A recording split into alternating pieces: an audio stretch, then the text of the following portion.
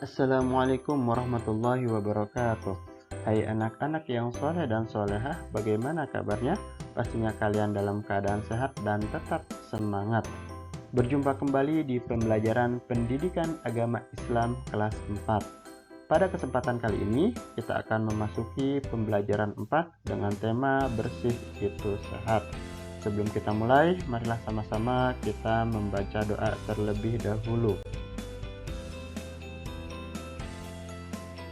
Bismillahirrahmanirrahim.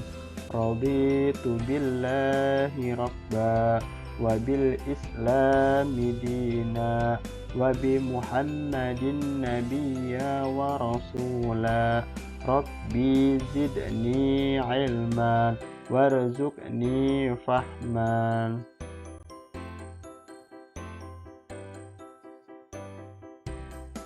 Nah, pada kesempatan kali ini mengenai bersih itu sehat, nah ada 5 yang akan kita bahas. Yang pertama yaitu bersih dari najis, yang kedua bersih dari hadas, yang ketiga cara berwudu, yang keempat cara bertayamum, yang kelima cara mandi wajib.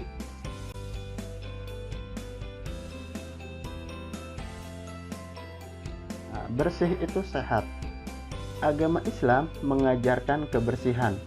Keadaan bersih dan suci merupakan salah satu syarat sah pokok ibadah. Ya, salah satu syarat pokok sah ibadah. Agar badan, pakaian, dan tempat bersih, kita harus bersuci. Dalam istilah agama, bersuci disebut juga dengan toharoh. Toharoh artinya menghilangkan najis dan membersihkan hadas. Dalam melaksanakan sholat, hal yang harus kita perhatikan dalam kebersihan seperti dalam gambar berikut. Yang pertama, badan bersih. Yang kedua, pakaian bersih. Dan juga tempat sholat seluas sajadah itu juga harus bersih.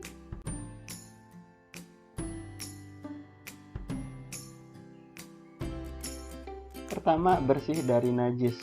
Najis menurut tingkatannya terdiri atas 3 tingkatan. Yang pertama, najis mukhafafah, najis ringan. Yang kedua, najis mutawassithah, najis sedang. Dan yang ketiga, najis mughallazah, najis berat. Nah, sekarang bagaimana cara menghilangkan najis? Nah, kita bisa perhatikan tabel berikut. Bagaimana cara menghilangkan najis menurut tingkatannya. Yang pertama, najis mukhafafah atau najis ringan. Contohnya, air kencing bayi laki-laki yang belum berusia 2 tahun dan hanya minum ASI air susu ibu. Nah, cara menghilangkannya cukup memercikan air mutlak pada benda bernajis. Yang kedua, najis mutawassithah atau najis sedang. Nah, najis mutawassithah ini dibagi menjadi 2, yaitu najis ainiyah dan yang kedua najis hukmiyah. Najis ainiyah yaitu masih berwujud seperti kotoran manusia atau binatang. Lalu najis hukmiyah yaitu najis sudah tidak berwujud seperti bekas air kencing yang sudah mengering. Nah, ini contoh dari najis mutawassithah, tadi sempat kita sudah sebutkan juga, yaitu air kencing, kotoran manusia dan binatang, minuman keras, bangkai, darah, nanah, dan muntah. Bagaimana cara menghilangkannya? Menghilangkannya dengan membersihkan dan menghilangkan warna, rasa, dan bau najis dengan air mutlak. Caranya dengan mengucurkan air pada benda bernajis. Yang ketiga, najis mughallazah atau najis berat. Contohnya anjing atau babi. Ya. Dan bagaimana cara menghilangkannya? Yaitu benda yang terkena air liur dan bulu basah anjing dan babi harus dibersihkan dengan mengucurkan air mutlak sebanyak 7 kali, salah satunya dengan air bercampur tanah.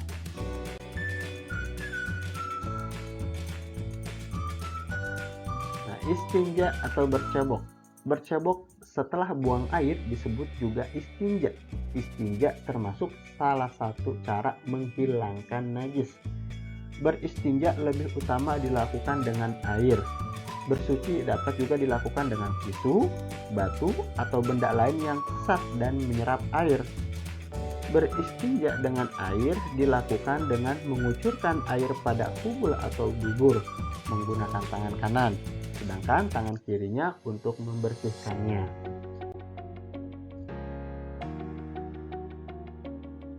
Nah, membiasakan berdoa ketika masuk dan keluar toilet.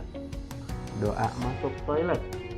Allahumma inni a'udzubika minal khubusi wal khaba'is.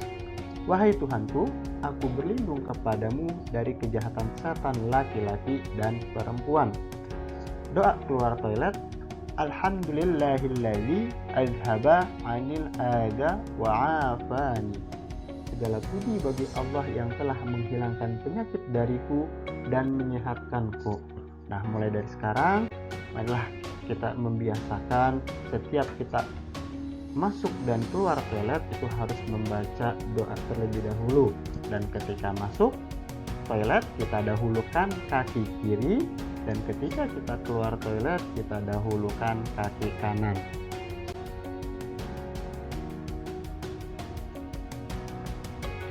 Dua, bersih dari hadas. Hadas adalah keadaan tidak suci pada seorang muslim yang menyebabkan terhalang melakukan sholat. Nah, hadas ada dua macam. Nah, coba kita perhatikan tabel berikut. Nah, berdasarkan tabel berikut, nah, hadas terbagi menjadi dua macam. Yang pertama hadas kecil, yang kedua hadas besar. Hadas kecil, contohnya buang air kecil, buang air besar, dan juga buang angin. Nah, cara mensucikannya, nah apabila buang air kecil dan buang air besar, itu dicuci dengan air bersih lalu melakukan wudhu. Kalau buang angin itu cukup dengan melakukan wudhu.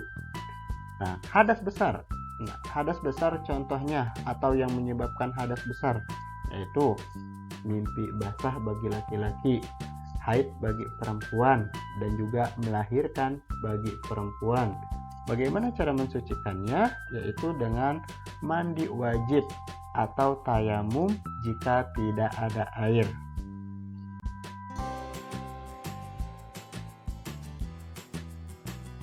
Ketiga, cara berwudu. Nah, yang pertama, memulai wudu dengan membaca basmalah sambil membasuh telapak tangan. Membaca basmalah dan membasuh telapak tangan 3 kali itu termasuk sunnah wudu. Yang kedua, berkumur-kumur dilakukan 3 kali sambil membersihkan mulut. Berkumur-kumur 3 kali termasuk sunnah wudu. Yang ketiga, menghisap air ke hidung 3 kali sambil membersihkan lubang hidung dilakukan sekaligus dengan berkumur-kumur. Nah, menghisap air ke hidung 3 kali itu termasuk sunnah wudu.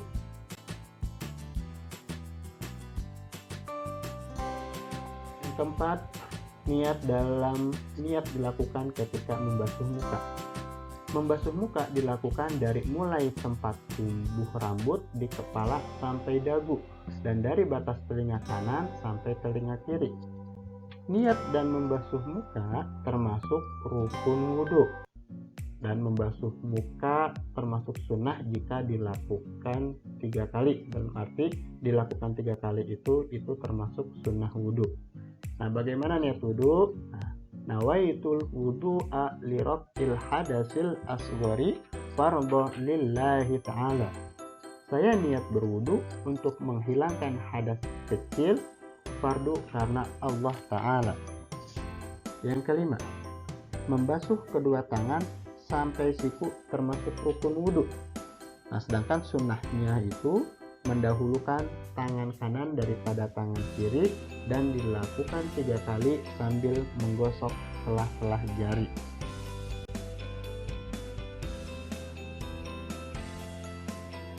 Yang keenam, mengusap sebagian kepala termasuk rukun wudhu. Nah, sunnahnya yaitu mengusap seluruh bagian kepala dari depan sampai belakang. Yang ketujuh, mengusap kedua telinga termasuk sunnah wudhu. Mengusap telinga dilakukan dengan memasukkan kedua jari telunjuk ke bagian dalam telinga dan mengusap bagian luar dengan ibu jari. Yang kedelapan, membasuh kedua kaki sampai mata kaki termasuk rukun wudhu. Nah, sunnahnya yaitu mendahulukan kaki kanan daripada kaki kiri dan dilakukan 3 kali sambil menggosok sela-sela jari. Nah, wudhu harus dilakukan secara berurut dan terus-menerus. Nah, yang kesembilan, wudhu diakhiri dengan membaca doa. Bagaimana doa sesudah wudhu? Asyhadu an la ilaha illallah wahdahu la syarikalah wa asyhadu anna Muhammadan abduhu wa rasuluh. Allahumma ij'alni minat tawwabina waj'alni minal mutatahhirina waj'alni min ibadikas salihin. Saya bersaksi bahwa tidak Tuhan selain Allah satu-satunya, tiada sekutu baginya, dan saya bersaksi bahwa Nabi Muhammad itu hamba dan utusannya. Ya Allah, jadikanlah kami termasuk orang-orang yang bertaubat, dan jadikanlah kami termasuk orang-orang yang suci, dan jadikanlah kami termasuk hamba-Mu yang soleh. Nah, 4 cara bertayamum. Tayamum adalah pengganti wudhu atau mandi wajib jika sedang sakit, dalam perjalanan, atau tidak ada air. Tayamum ditetapkan sebagai keringanan atau rukhsah bagi kita. Nah, bertayamum menggunakan debu yang suci. Nah, ayo bagaimana kita praktek tayamum? Yang pertama, awali tayamum dengan basmalah. Letakkan kedua telapak tangan di atas debu yang suci sambil membaca niat dalam hati. Lalu tiup atau tepuk-tepukan agar debunya tidak terlalu tebal dan butiran-butiran kasar tidak menempel. Bisa juga tempelkan kedua telapak tangan ke dinding, jok kendaraan, kaca, dan sebagainya untuk mendapatkan debu. Nah, bagaimana niat tayamum? Nawaitu tayamuma liistibahatis sholati fardhan lillahi ta'ala. Saya niat bertayamum untuk diperbolehkan melaksanakan sholat fardu karena Allah Ta'ala. Yang kedua, usapkan ke muka hingga rata. Lakukan dari tempat tumbuh rambut di kepala sampai dagu dan dari batas telinga kanan sampai telinga kiri. Usapkan ke tangan kanan hingga siku, lalu usapkan ke tangan kiri hingga siku.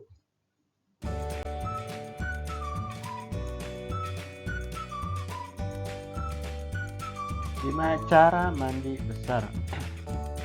Mandi wajib, atau mandi besar ya, sama aja istilahnya. Mandi wajib adalah membersihkan seluruh badan dengan air untuk menghilangkan hadas besar atau junub.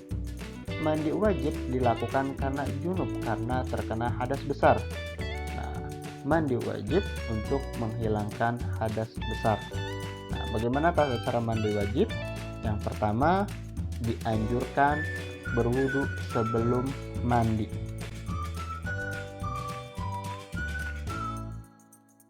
Nah, membaca basmalah dan niat mandi wajib ketika menyiramkan air. Nah, niatnya bismillahirrahmanirrahim. Nawaitu ghusla li raf'il hadasil akbari fardhan lillahi ta'ala. Artinya, saya niat mandi wajib karena menghilangkan hadas besar karena Allah Ta'ala. Nah, lalu kedua, meratakan air ke seluruh badan, dianjurkan mendahulukan bagian yang kanan. Dan yang ketiga, menghilangkan najis dan kotoran yang terdapat pada tubuh. Ya. Nah, ini didahulukan nomor 2 itu terbalik ya. Yang lebih dahulu adalah menghilangkan najis dan kotoran yang terhadap pada dalam tubuh, lalu meratakan air ke seluruh badan dan dianjurkan mendahulukan bagian yang kanan.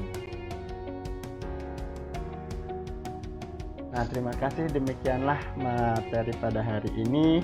Nah, mudah-mudahan yang saya sampaikan ini, yang Bapak sampaikan ini benar-benar bisa kalian terapkan ke dalam sehari-hari. Bagaimana bersuci, bagaimana cara kita bersuci, bagaimana cara kita berwudu dan sebagainya. Nah, sampai jumpa di pertemuan berikutnya. Assalamualaikum warahmatullahi wabarakatuh.